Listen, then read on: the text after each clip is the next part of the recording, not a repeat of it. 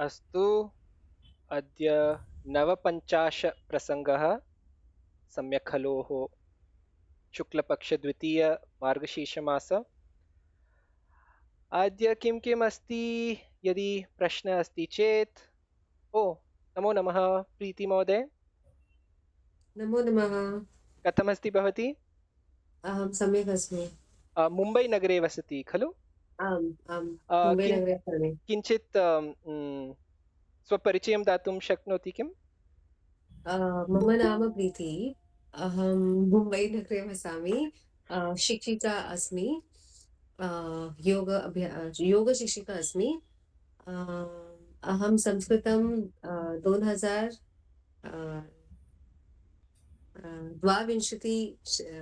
वर्षे पाठयामि। अस्तु। हा, पठामि। पठितवती। पठितवती। ओके। Past tense. अच्छा। Or do you want to Uh, say you've been studying? You're still studying?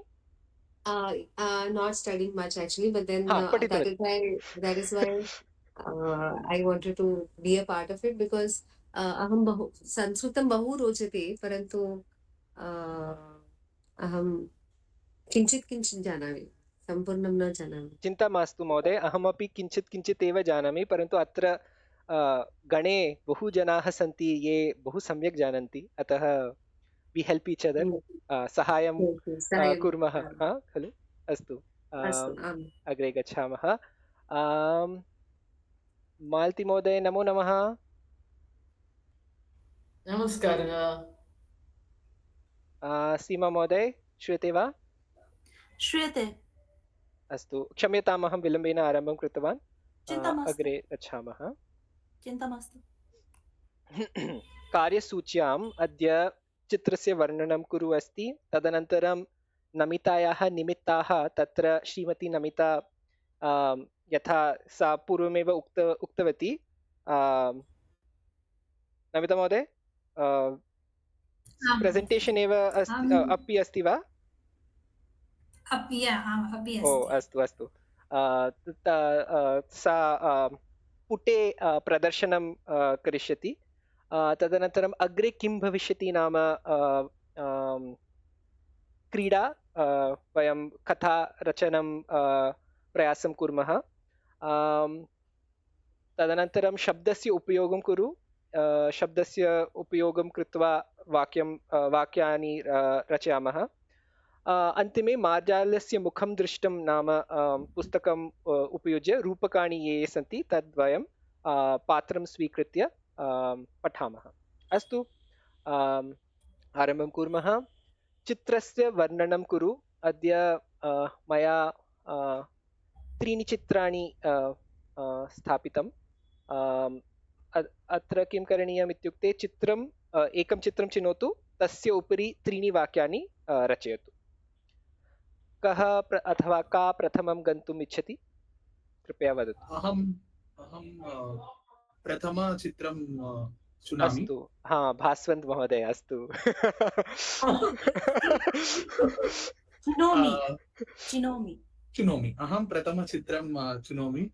अ, प्रथमचित्रमध्ये सूर्यभगवान् अस्ति। सूर्यभगवान् सः भगवानस्य रथसारथी अस्ति। अ, रथचालकः रथसारथी, वाट् इस् करेक्ट्? देवेन सह, सः उपयोगं करोमि चेत् अहं तृतीयविभक्ति उपयोगं करोमि, अतः देवः, देवौ देवाः, देवं देवो देवान्, देवेन देवाभ्यां देवैः। सूर्यदेवेन सह देवेन सह सारथी अपि सूर्यदेवेन सह सारथी अपि तिष्ठति। अस्ति। हा, अस्ति। तिष्ठति। रथम् उपरि, रथस्य उपरि तिष्ठति। हा, रथम् उपरि तिष्ठति। Watt is correct? उपविशति, ऐ गेस्। उपविशति। नो, रथस्य और रथस्य उपरि उपरि यदि उपयोगं कर्तुम् रथस्य इच्छति उपरि, चेत् षष्ठी विभक्ति। तिष्ठति। इदं चित्रे 7 अश्वः अस्ति। Ratham is being pulled by 7 horses. Ratham sapta ashvaha चालयति chalayati. Ratham is being pulled by 7 horses. Idam vakyam Ratha is being pulled by 7 horses. Ratham. Okay. Karshanam. किं महोदय? Pulling is karshan. सप्त अश्वाः सूर्यदेवस्य रथं कर्षयन्ति. सप्त अश्वाः सूर्यदेवस्य रथं कर्षयामि. Now karshami is you are doing. So karshan. Kashyanti. Kashyanti. One more thing. Idam is prathama vibhakti. If you are saying with saptami, I think it will become asmin. Asmin. Okay. This will be then asmin. Saptami vibhakti. Asmin rathe or whatever you were saying. Asmin rathe. Kshamyatam, it should be karshanti, not karshayanti. Karshanti. Sapta. Now full sentence would be sapta ashvaha ratham karshayati. Karshayanti or karshayanti? No, karshanti. Karshanti. Ratham karshanti. No, ya. No, karshanti. Ya. Karshanti. धन्योस्मि अस्मिन् महोदय. अहं चिन्तितवान् भवान्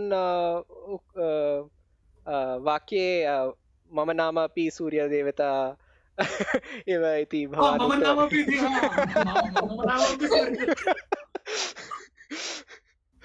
अहमपि प्रथमचित्रं चिनोमि. अस्तु. सूर्यभगवानस्य सारथी याः नाम अरुणा अस्ति. सारथ्याः नाम अरुणा. अरुणा कश्यप वाइफ कश्यप's wife name. कश्यपस्य पुत्रः अस्ति. कश्यपस्य पुत्र अरुणा. अरुणा अस्ति. अरुणा is actually Jatayu connection from waist down. He's paralyzed from waist down. His body functions only till the waist. Paralyzed इत्युक्ते किं? कोऽपि दृष्ट्वा वदतु कृपया. And it's not okay, like some abnormality below the waist. Because he was hatched before time or something. And Jatayu also connection is there, no? Yeah, brother. Jatayu is his brother. जटायोः भ्राता. भ्राता अस्ति. चलितुं न समर्थः.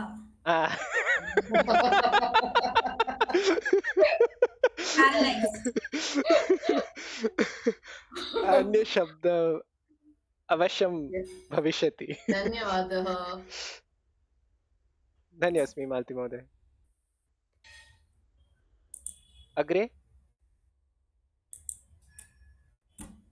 स्तम्भितः. Paralysed वा? आम्, तत् स्तम्भनम् इत्युक्ते. Yes, स्तम्भनम् is stopped, right? So stambitah you are saying for paralyzed. Okay.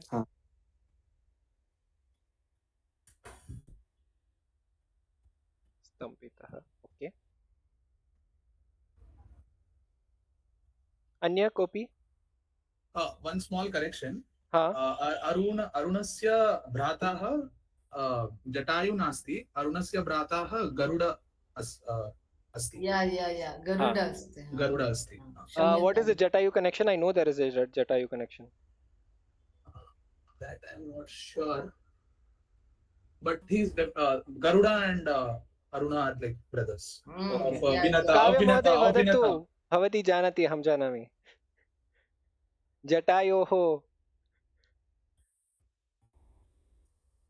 परिवारस्य वंशकुले कथं?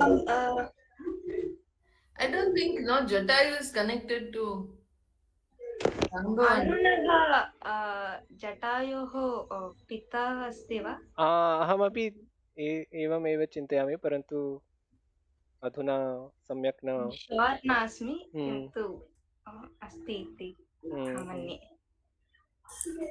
अस्तु, अन्य कोऽपि?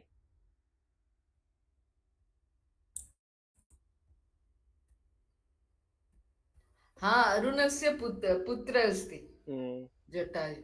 आम्।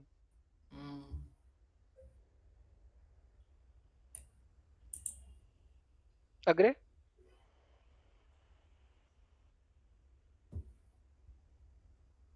ऋषित् महोदय प्रयासं कर्तुम् इच्छति? अस्तु, अहं तृतीयचित्रं चिनोमि। अस्तु। अस्मिन् चित्रे एका बालिका अस्ति। बालिका इति अहं मन्ये, बालिका अथवा स्त्री अस्ति। सा नदीतीरे उपविष्टवती अस्ति। अहं मन्ये यत् इदानीं दीपावलीपर्वणः अस्ति। एवं कारणात् सा दीपानि प्रज्वलन्ति। नदीम् उपरि तस्याः रिफ्लेक्शन् कृते उपचित्रं वक्तुं शक्नुमः। रिफ्लेक्शन्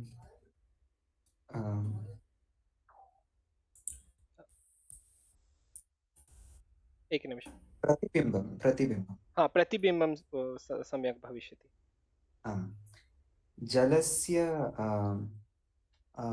उपरि भागे तस्याः प्रतिबिम्बम् अपि द्रष्टुं शक्नुमः। सुन्दरं नगरम् अपि अस्ति अस्मिन् चित्रे। इदानीं सूर्यास्तमकालः इति अपि सूर्यास्तमकालः अस्ति वक्तुं शक्नुमः। किमर्थम् इत्युक्ते छाया अपि अस्ति, परन्तु किञ्चित् भागे प्रकाशः अपि अस्ति। आकाशे पाटलवर्ण अपि दृश्यते खलु? सत्यं, पाटलवर्णमपि अस्ति। अस्तु, धन्योऽस्मि ऋषित् महोदय। धन्यवादः।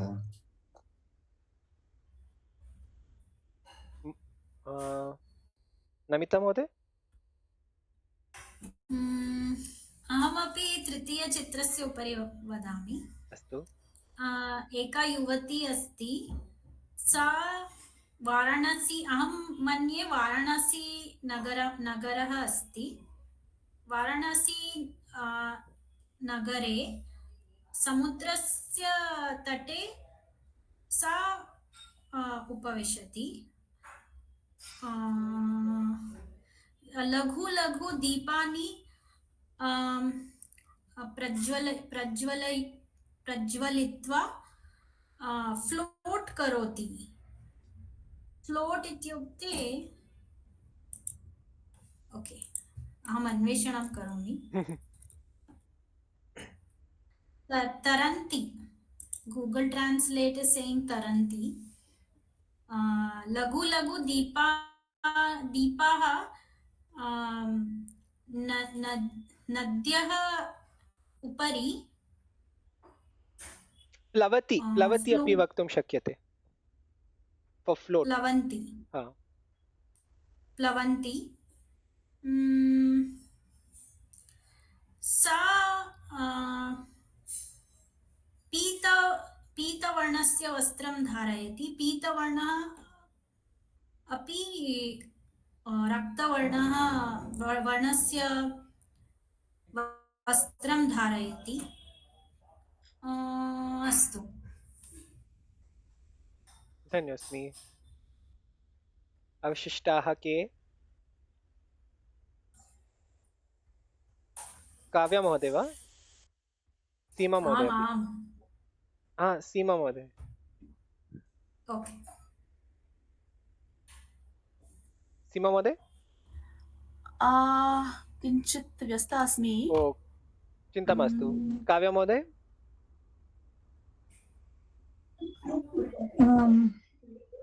सर्वे उक्तवन्तः। द्वितीयचित्रम् अस्ति खलु? अहं न जानामि तत् उपरि। एतत् राण्डम् अस्ति। आम्, अस्तु। अस्मिन् चित्रे एकः बालकः अस्ति। तस्य समीपे धनुषः अस्ति।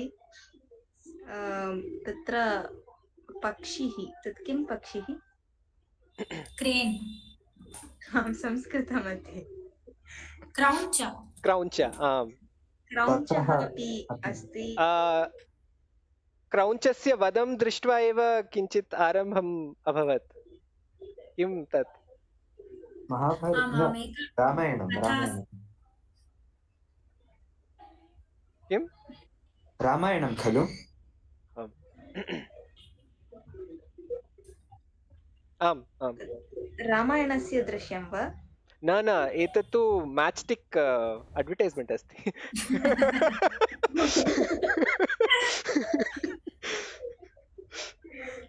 ओ अस्तु आम् क्रौञ्चस्य पृष्ठतः एकः वृक्षः अपि अस्ति तावदेव धन्योऽस्मि अहं तृतीयचित्रं विषये किञ्चित् वक्तुम् इच्छामि। हा वदतु महोदय नद्यां दीपान् प्रवहन्ती एका महिला दृश्यते। पृष्ठभूमौ पृष्ठभूमौ एकं मन्दिरमस्ति। तत् सुप्रकाशितम् अस्ति, इट्स् वेल् लिट्, प्राचीनम् इति भाति। महिला शाटिकां धृत्वा अस्ति, पूजनार्थं मन्दिरे आगतवती इति दृश्यते। तावदेव। अस्तु नमितायाः नमिता महोदय आम् अहं मम स्क्रीन् शेर् करोमि। अस्तु अहं भवतः screen okay now I can see 1 second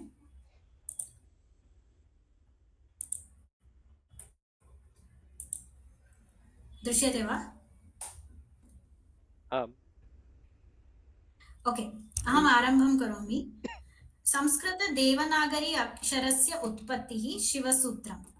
सृष्टेः आरम्भे यदा शिवः नृत्यं कृतवान् अपि च डमरुं 14 वारे ताडितवान् तदा तस्य डमरुतः व्याकरणस्य सङ्गीतस्य च तालम् उद्भवम् अभवत्। एते 14 शब्दाः पुराणे मन्त्राः सन्ति। एतेषु शब्देषु सृष्टिः संहारः च स्तः।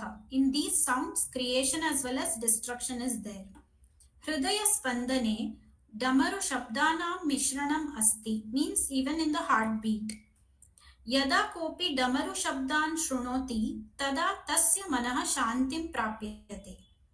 डमरुः शिवस्य केवलं वाद्यं नास्ति, एतस्य वाद्यस्य उपयोगं कृत्वा भूकम्पम् अपि च वृष्टिं कर्तुं शक्नुमः। शिवसूत्राणि अर्थात् माहेश्वरसूत्राणि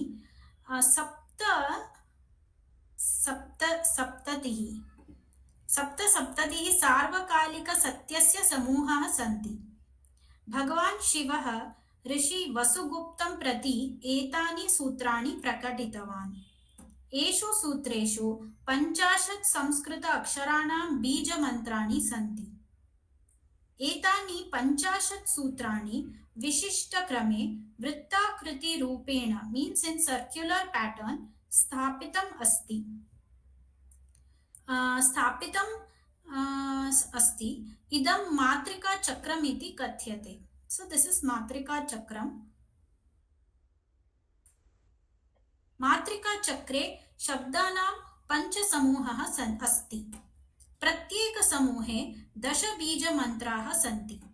प्रथम समूहः भूमि, जल, अग्नि, वायु, आकाश एतान् प्रतिनिधित्वं करोति। 5 basic elements of the universe. द्वितीय समूहः नेत्रं, कर्णः, नासिका, जिह्वा, त्वक् organs of perception. तृतीय समूहः हस्तौ, पादौ, मुखं, मूत्रद्वारं, मलद्वारं organs of action. चतुर्थ समूहः जागृतावस्था, स्वप्नदर्शनं, गाढनिद्रा, तुरिया, transcendental that is, and turiyatita beyond transcendental. So these are 5 states of consciousness. पञ्चमसमूहः परा अल्टिमेट् पश्यन्ति मध्यम वैखरी 4 levels of speech. मातृकाचक्रं संस्कृत अक्षरमालया सह संयोजितम् अस्ति. प्रत्येक अक्षरे दैवी शक्ति वर्तते.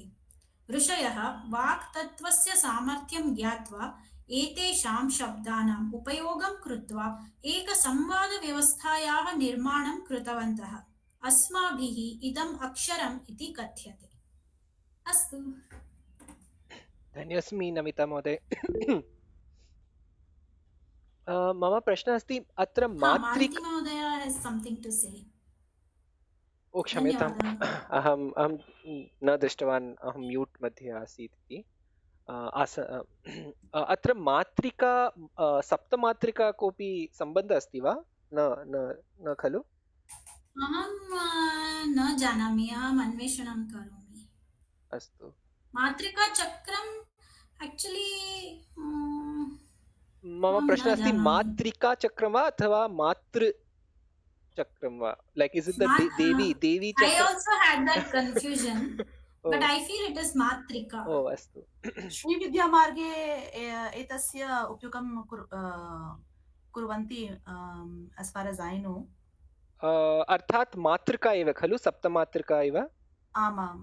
ओ Not too sure. कृपया अस्यां सञ्चिकायां सहभागित्वं कुरु गणे। share it. File share Okay, करो। okay. आमाम् अवश्यम्। I said कृपया अस्यां सञ्चिकायां list or file सहभागित्वं कुरु। Okay, okay, अवश्यम्। बहु सम्यक्। ऋषित् महोदय किञ्चित् वक्तुम् इच्छति? There is another scripture also which tasya similarities kinchit, it's kind of similar in the sense संस्कृतस्य आध्यात्मिक विषये किञ्चित् वदति अक्षरस्य आध्यात्मिकता। स्क्रिप्चर्स् पुस्तकस्य नामम् अस्ति श्रीनन्दिकेश्वरकाशिका अथवा श्रीनन्दिकेशकाशिका इति। It is like when Shiva finishes ringing his damaru 14 times, tadanantaram Shivaha Nandim prati api cha ekah maharshim prati api tasya chaturdasha aksharanam adhyatmika darshanam dadati. So if anyone's interested, they can search for that and get to know about that also. I just share. बहु विख्यातम् अस्ति तत्तु। ऋषित् महोदय पुनः वदन्तु। श्रीनन्दिकेश्वर काशिका खलु? Yeah, I think it's Nandikesha Kashika or Nandikeshwara Kashika. I think both you can type. So it's essentially a conversation between Maheshwara and Nandi and one more person.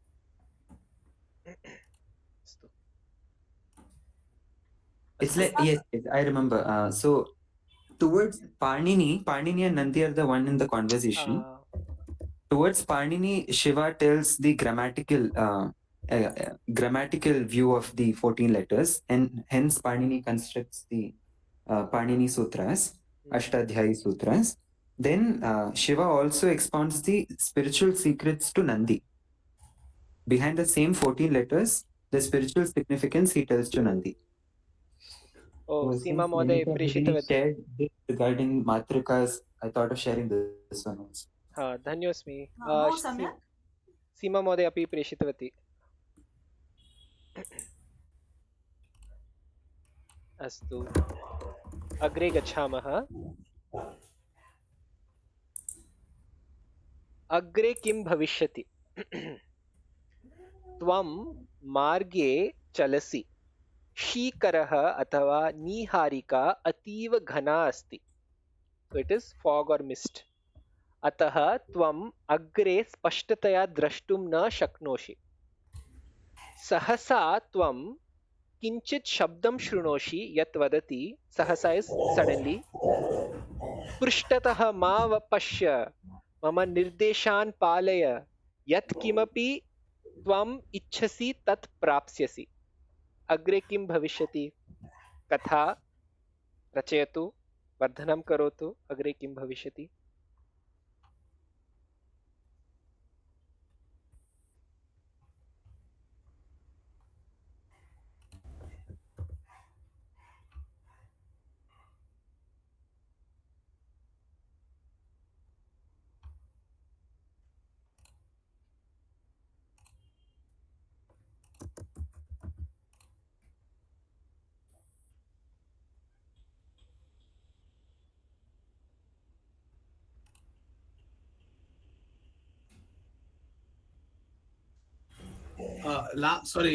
last two sentences. Sahasa tvam kinchit shabdam shrunoshi yat vadati. Can you like suddenly you hear a voice, a sound which says prishtatah ma pasha, don't look back, follow my instructions, mama nirdeshan palaya, yat kimapi tvam ichhasi tat prapsyasi. Follow my instructions, you will gain whatever you desire. Now you can take it in any direction, funny, hasya.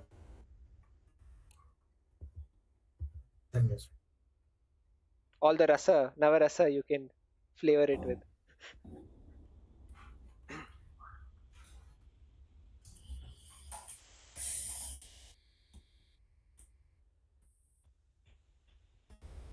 Shringara.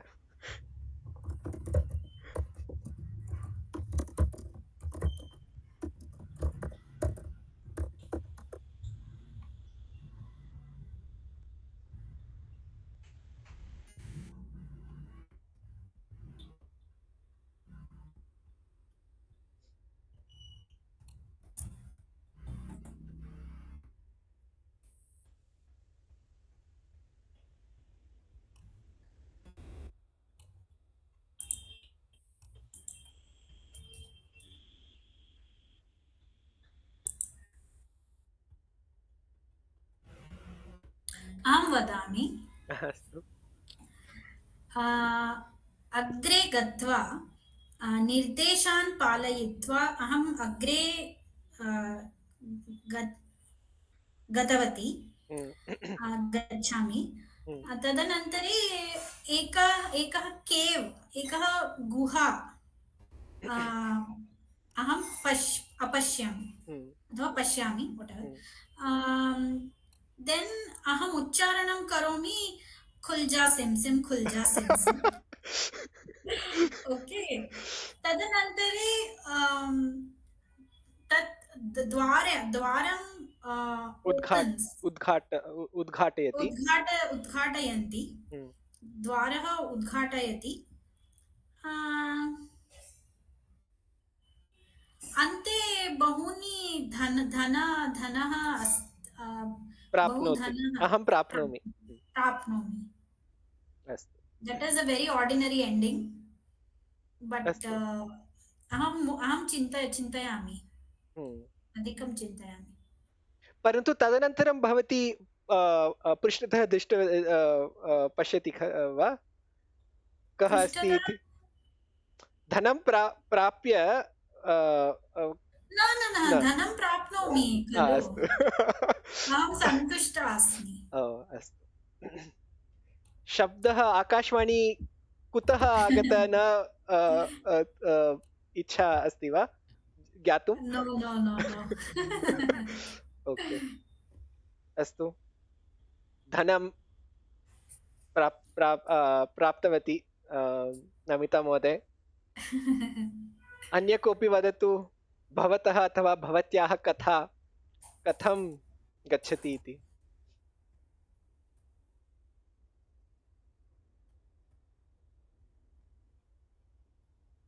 पृष्ठतः means behind no from behind अहं वदामि आम् पृष्ठतः अर्थात् किम् अहं पृष्ठतः पुरतः बहु अहमपि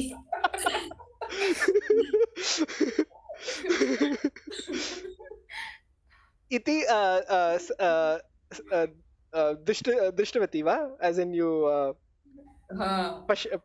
भवती अहं पश्यामि अस्तु अहं पृष्ठतः पश्यामि, पृष्ठतः वरुणः अस्ति।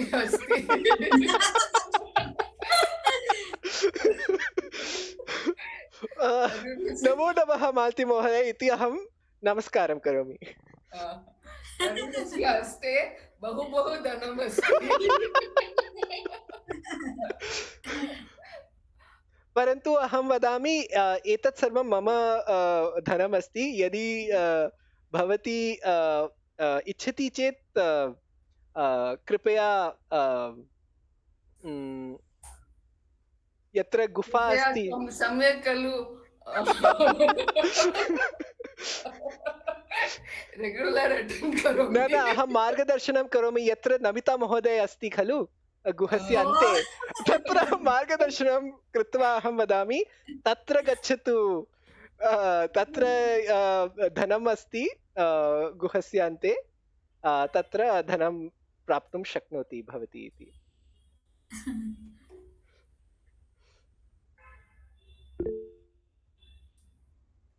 ऋषित् महोदय किं वदति? अहं द्रष्टुं न शक्नोमि। सः गतवान्। ओ अस्तु अस्तु, शुभरात्रि ऋषित् महोदय। शुभरात्रिः, धन्यवादः। भास्वन् महोदय। Somebody just wanted to use the word it looks like that. The term for that would be sadrasham drishyate. तादृशं दृश्यते। इंग्लिश आङ्ग्लभाषा मध्ये सदृशं तादृशम् ईदृशं कीदृशम्।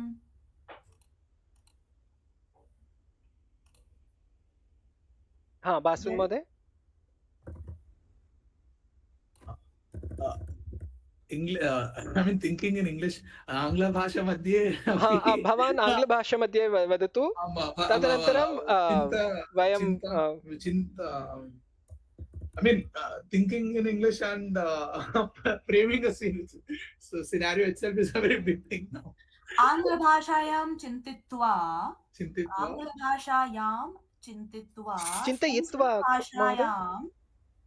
वर्णनं having thought in English. आङ्ग्लभाषायां चिन्तयित्वा वर्णनं I mean वर्णनं करना, like what is that? वर्णनं describing it is difficult. रचनम् अति कठिनमस्ति। संस्कृतमध्ये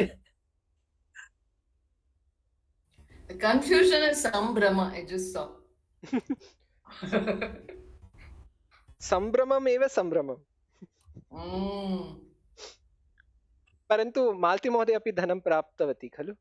नमिता महोदय अर्धं करोतु कृपया, यत् किञ्चित् अपि भवती प्राप्तवती।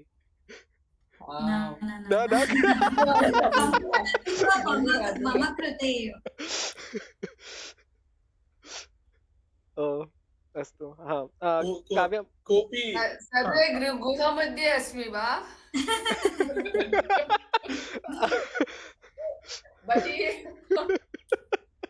आम्, तत्र एव स्वपिमि, तत्र एव निवसामि। किं प्रयोजनं धनं गुहायामेव स्थाप्नोति चेत्? No, actually that guham is entrance to like Chronicles of Narnia, you know. अन्य लोक्यं नयति।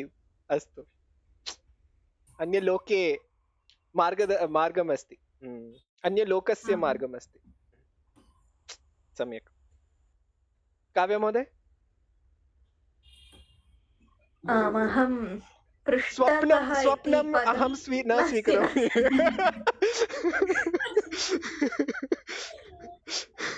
अहम् आकाशवाणी पृष्ठतः इति पदं यदा उपयोगं करोति तत्समये एव पृष्ठतः पश्यामि। ओ, परन्तु तत्र किं प्राप्नोति भवती? किमपि नास्ति, तत् आकाशवाणी मायः भवति। अस्तु, अर्थात् भवत्याः मनसि एव शब्दं करोति। आमाम् ओ तदनन्तरं भवती किं कृतवती? अहं मार्गे चलामि अस्तु, साधारण साधारण साधारण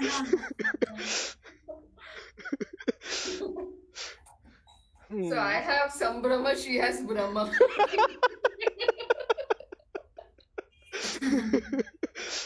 अस्तु भास्वन्त महोदय।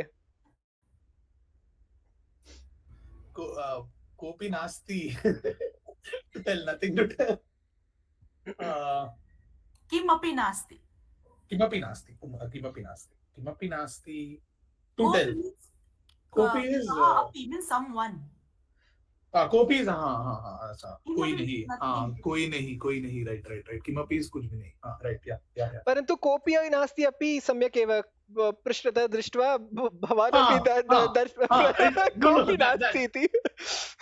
परन्तु शब्दः पुनः वदति अहम् उक्तवान् खलु पृष्ठतः मा पश्य, अधुना अहं किञ्चित् अपि मार्गदर्शनं न करोमि, गच्छ गच्छ।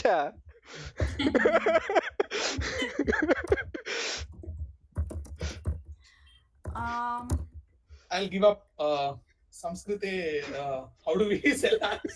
I'll give up. त्यागं मा करोतु. प्रयासं न प्रयासं no I'll give up. Give up in what sense? I think in Sanskrit there are different words depending upon what level of giving up. I mean, not giving up. Like, I'll give up here in this scenario. Like, give up. अहं भवतः अहं किञ्चिदपि न इच्छामि. No.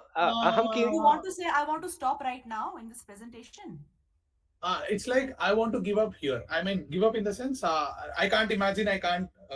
I mean, I'm running out of my those skills or something like that. Aham idanim viramami. Okay, I'll relax now. Okay, aham idanim viramami. And avagraha chinnam kim kopi janati va? अवग्रह चिह्नं वा? Not you, Arun Mahoday, you already know. Avagraha chinnam is symbol or sign. Avagraha iti? Avagraha chinnam. See, I just sent in the group chat. Atra ka o s. Prashlesha. That S kind of thing that. Oh, it's Prashlesha, right? It's called Prashlesha, right? It's called avagraha chinnam. Avagraha chinnam is that S-like thing where you. Yes. You need to drag. I sent in the group chat. You can see. Okay. Avagraha chinnam. Avagraha chinnam. So there is I think there was an before that, and that's removed. That's where It was kaha api. अहं वदामि. अस्तु, भवती अधुना गुहस्य अन्ते अस्ति वा अथवा तस्य पूर्वे एव? अहं मार्गे अस्मि. Beginning of the story. अन्य ब्रांचिंग स्टोरी अस्ति. यस. शाखा, कथायाः शाखा. अन्य कथा. ओके. अतीव शीकरः अस्ति खलु, भवान् एव उक्तवान्. सर्वत्र अस्ति. सो अहं पृष्ठतः अपश्यं, परन्तु कोऽपि न आसीत्. अहं किम् इच्छामि? अहं आइडियल सिचुएशन. अहं भगवन्तः दर्शनम् इच्छामि. Ideal situation. सो अहं अत्र तत्र सर्वत्र अहम् अपश्यं, परन्तु कोऽपि न आसीत्. सो अहम् अग्रे गमिष्यामि.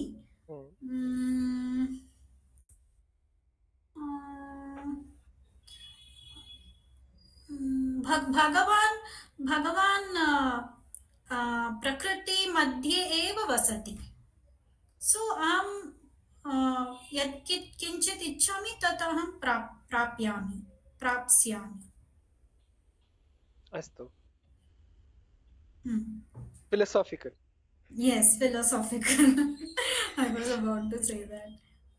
Bhaswant Mohoday, you can say aham viluptah, as in I'm lost. I don't know what to say. Khalu, I give up. You wanted to say Viluptah. I'm Vilupta is I'm going extinct, right? vilupta is like lost. Oh, Vilupta. Vilupta. Vilupta. Vilupta, not Vilupta. Oh, sorry. See, Vilupta. if you try to use an English phrase and try to look for a Sanskrit equivalent, you won't get it. It will sound very weird. I am lost is a more like a phrase. It's not literal.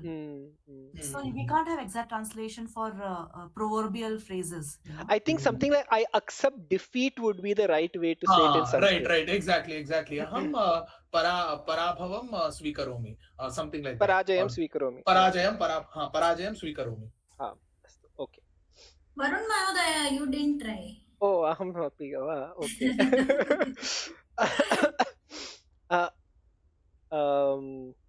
शब्दः वदति खलु पृष्ठतः मा पश्य मम निर्देशान् पालय यत् किमपि त्वम् इच्छसि तत् प्राप्स्यसि.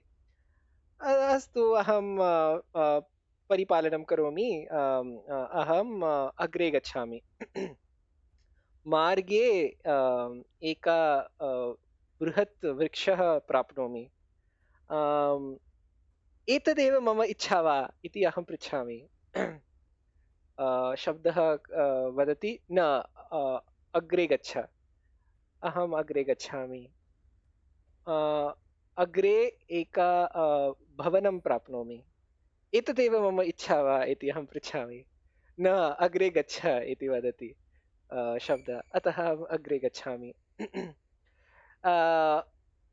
तदनन्तरम् अहं नमिता गुहस्य अहं शेर् न करोमि मम धनं. एतदेव मम इच्छा इति पृच्छामि. अग्रे गच्छामि पाणिनि महोदय अस्ति. Why did you leave the Panini? I like that ending. I want to learn Vyakarana properly.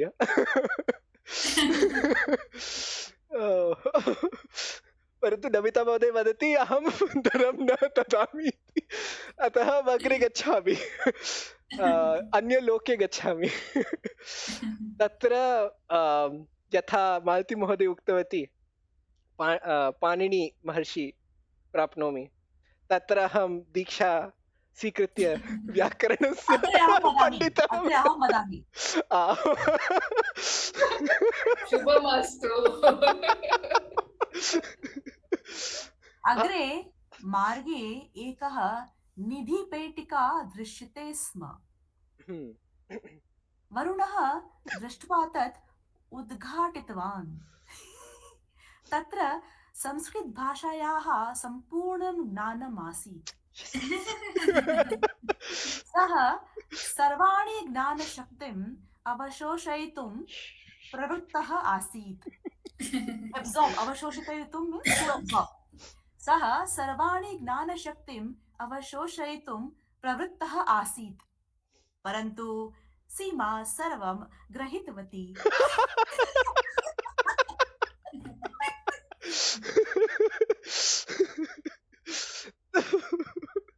तत्र काव्या महोदय अपि आगतवती. भ्रमः अस्ति खलु.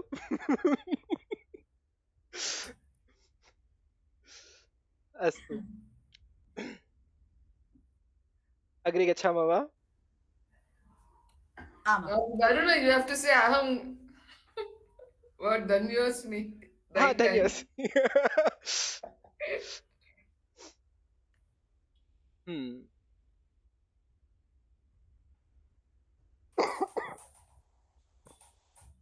क्षम्यतां किञ्चित् खास. शब्दस्य उपयोगं कुरु. कलहम्. अद्य शब्द कलहम्. त्रीणि वाक्यानि रचयित्वा अन्यजनान् अवसरं समर्पयतु. यथा ते सर्वदा कलहं कुर्वन्ति. They always fight. कलहं मा कुरु. अस्तु.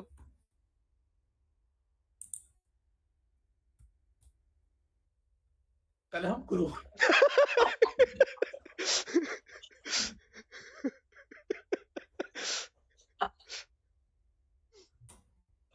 कलहं मा कुरु द्वितीयवारं। न कलहं मा न कुरु न अहं न स्वीकरोमि, तृतीयवारं। अहं न स्वीकरोमि। शून्य। न स्वीकरोमि वा? यथा रेल याने शब्दं करोति शून्य शून्य शून्य तथा। एकवारं स्वीकरोमि, कलहं मा कुरु। अस्तु।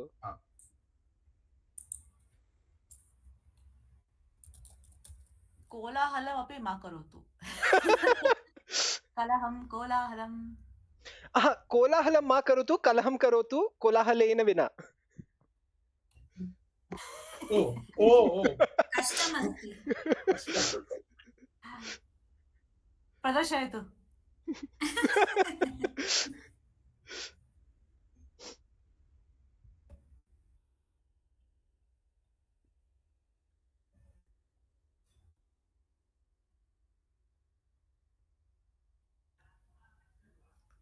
शब्दः कठिनमस्ति वा? ट्रम्प् महोदयः महोदयः ट्रम्प् महोदयः अन्यदेशानां नायकैः सह कलहं करोति। सम्यक्। कलहं करोति, कलहं करोति। रामायणे मन्थरा कलहं करोति। सत्यं। नमिता महोदया's extension कलहं sorry ट्रम्प् महोदय कलहं अन्य तृतीय विभक्ति नायकैः सह कलहं करोति। कलहं करोति इति बहु he likes इच्छावः रोचते बहु रोचते। इष्टं he likes fighting इष्टं करो ओके इष्टं करोति he likes fighting इष्टति। ट्रम्प् महोदय कलहं करोति अकलहम् अपि करोति। ट्रम्प् महोदय अपक्व बुद्धि इम्मच्योर अंडरस्टैंडिंग। कलहम् अस्ति महोदय शब्द। ट्रम्प् उपरि न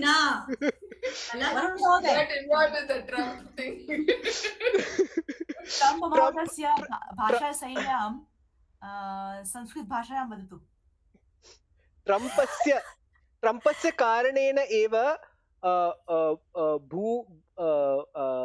लोकस्य ये कलहानि सन्ति ते सर्वे स्तम्भितं अभवत् इति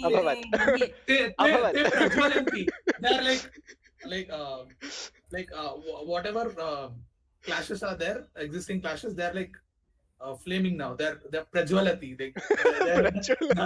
Like यत्र तत्र प्रतिभटनम् अस्ति ते सर्वे बहिः दृश्यते इदानीं। ट्रम्पस्य प्रथम नाम कलहम् अस्ति।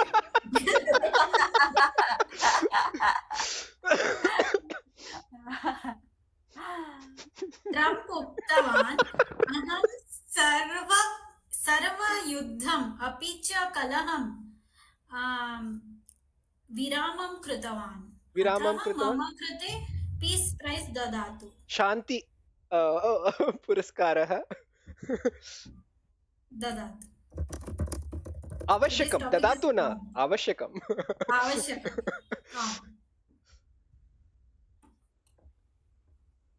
काव्य महोदय इति प्रतिदिनं रोदन्ति। It's like he cries for that every day.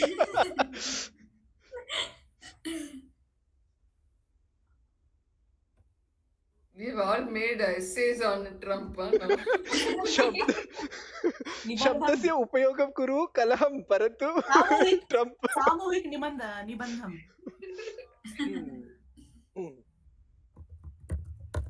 काव्य महोदय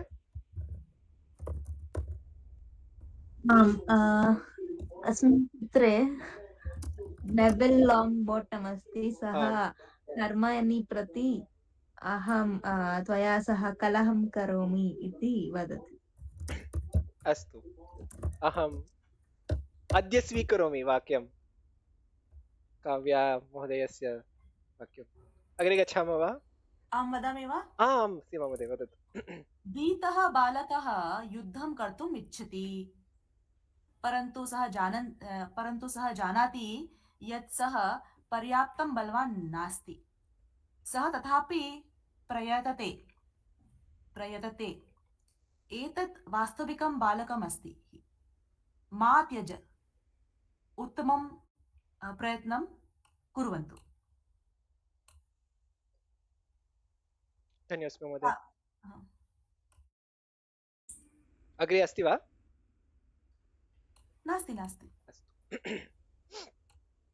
अधुना 9:00 अभवत्।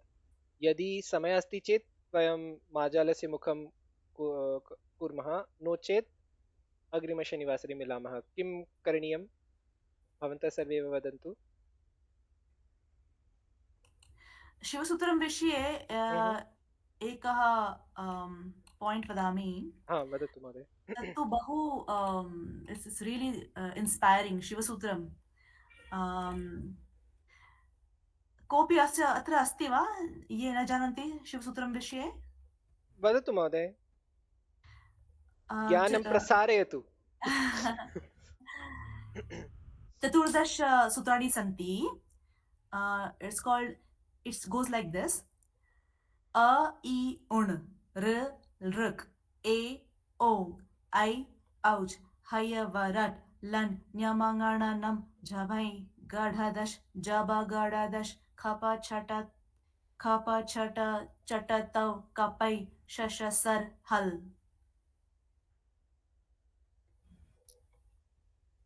इदं माहेश्वर सूत्राणि।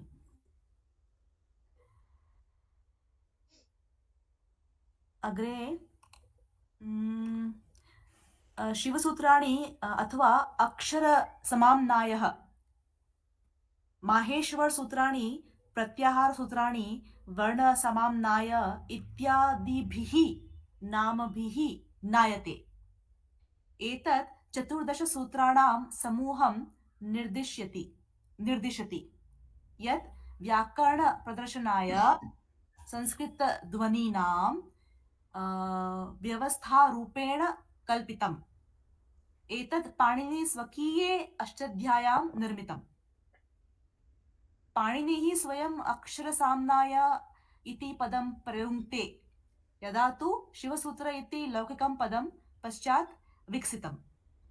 नन्दिकेश्वरस्य काशिकायां प्रतिपादनानुसारं भगवान् शिवः 14 वारं स्वढक्कां ताडयित्वा पाणिनेः कृते एतान् ध्वनीन् प्रकटितवान्। एतानि पाणिना अष्टाध्याय्यै रचितानि स्युः अथवा तस्मात् पूर्वमपि विद्यमानानि स्युः। It was there beforehand. Some say Panini created himself for the grouping of alphabets. तावदेव। धन्योऽस्मि महोदय। अहं चिन्तयामि अत्रैव स्थापयामः। अग्रिमशनिवासरे मार्जालस्य मुखं कुर्मः। अस्तु, शुभरात्रि, पुनर्मिलामः। शुभरात्रि। राम राम। शुभरात्रि। शुभरात्रि। राम राम। शुभरात्रि। राम राम।